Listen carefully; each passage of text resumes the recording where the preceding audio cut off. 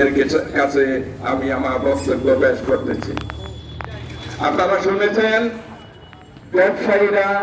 প্রত্যেক ব্যবসায়ীরা তাদের মনের ক্ষোভ আপনাদেরকে জানিয়ে দিয়েছেন।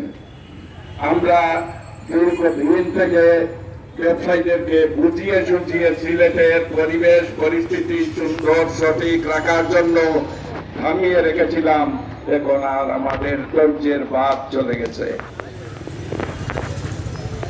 5ই অগাস্ট এই দেশ 16-17 বছর যেভাবে নির্যাতিত নিপীড়িত হয়েছে এই দেশের সাধারণ মানুষ, সাধারণ ব্যবসায়ীরা, তারই ধারাবাহিকতায় আজকে চেম্বার যারা পরিচালনা করতেছে অবৈধভাবে, তারাও এই ব্যবসায়ীদের প্রতি তাদের দায়িত্বটুকু সঠিকভাবে পালন না করার কারণে সমস্ত ব্যবসায়ীবৃন্দ এমন ভাবে খেপেছে, তাদেরকে আটকানো আমাদের পক্ষে কঠিন হয়ে দাঁড়িয়েছে।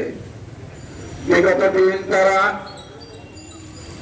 জানিয়ে দিয়েছিল প্রশাসন তথা সমস্ত দেশের নেতৃবৃন্দ সবাইকে যে সিলেটের চেম্বারকে পরিবেশ বান্ধব করা হোক, সিলেটে প্রশাসক নিয়োগ করা হোক এবং সঠিকভাবে সিলেট চেম্বার যেন পরিচালিত হয়।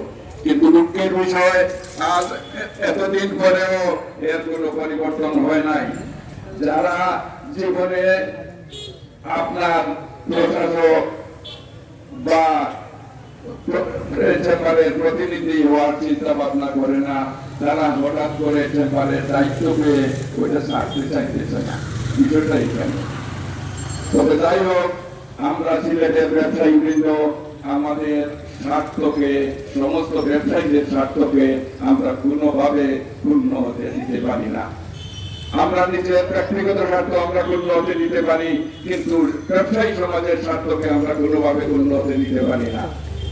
কাজেই আজ আমাদের এই যে কর্মসূচি, আমরা এই কর্মসূচির থেকে আমাদের অনেক ব্যবসায়ীবৃন্দ তারা চিন্তা করেছিল যে আজকেই চেম্বারকে আমরা দখল করে নেব এবং চেম্বারে অবৈধ যারা আছে অবৈধদেরকে বাইর করে দিয়ে প্রশাসনের হাতে আমরা চেম্বারকে তুলে দেব। কিন্তু আমরা যারা বয়স্ক যারা, আমরা সবাই তাদেরকে বুঝিয়ে রাখছি, কিন্তু আর বেশি দিন বুঝাতে পারবো না। আপনাদেরকে সাক্ষী রাখি, সাংবাদিক ভাইয়েরা আপনারা সাক্ষী থাকেন, প্রশাসনের ভাইয়েরা আপনারা সাক্ষী থাকেন। এই অবস্থা যদি চলতে থাকে, যে পরিবেশ পরিস্থিতির সৃষ্টি হবে, এই পরিবেশ পরিস্থিতি থেকে উত্তরণের সুযোগ নাই। সিলেট অত্যন্ত খারাপ পজিশনে পৌঁছে যাবে এবং খারাপ নজির সৃষ্টি হবে। আমরা যেটুকু শুনেছি, আমাদের ছোট ছোট ভাইয়েরা তারা বর্তমানে যারা আছে চেম্বার দখল করে আছে, তাদের ভোট করবে প্রত্যেকটি মার্কেটে ওরা স্বৈরাচার, ওরা দখলকার, এই শব্দগুলা দিকে প্রত্যেকটা মার্কে লাগাই দিতে চাইতেছে। কাজেই আমরা সিলেটের সম্মান রক্ষা করার জন্য প্রশাসনকে অনুরোধ করব, আমরা ব্যক্তিগত আমাদের কোনো লাভ নাই, সিলেটের ব্যবসায়ীদের স্বার্থ রক্ষার জন্য প্রশাসক নিয়োগ করে অনতিবিলম্বে চেম্বারকে একটি নির্বাচিত চেম্বারে পরিণত করার ব্যবস্থা করবেন। আমরা আজকে ব্যবসায়ী যারা এত কষ্ট করে এসে আজকের এই কর্মসূচি বাস্তবায়ন করছে, আমি ব্যক্তিগতভাবে এবং ব্যবসায়ীদের পক্ষ থেকে তাদেরকে ধন্যবাদ জানাই।